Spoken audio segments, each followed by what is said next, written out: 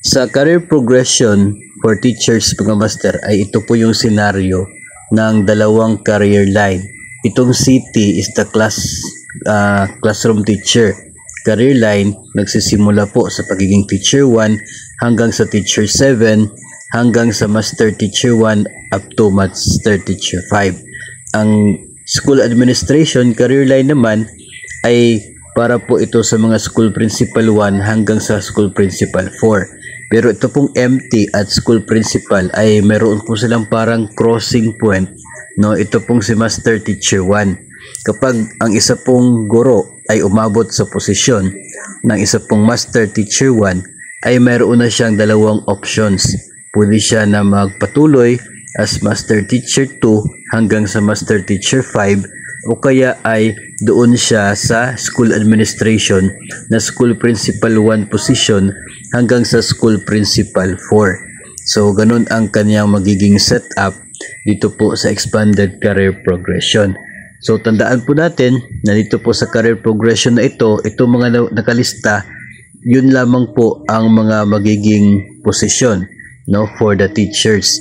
Yun lamang po ang available. Kaya may sinasabi po na retitling ng mga existing positions na hindi na po na coincide dito sa laman ng expanded career progression.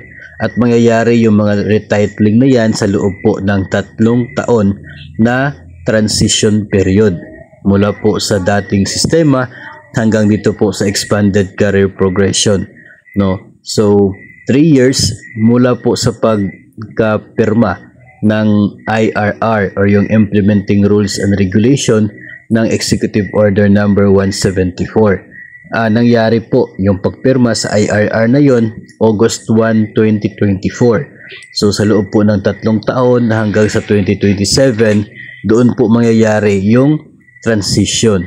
So nandoon po yung pag-fill up sa mga available na mga items, yung pag-retitle ng mga existing positions na hindi po coincide doon sa teacher 1 to teacher 7, master teacher 1 to master teacher 5, school principal 1 to school principal 4. So yung mga positions na hindi sila coincide ay magkaroon ng retitling, depende po sa kanila pong salary grade, doon po ibabagay.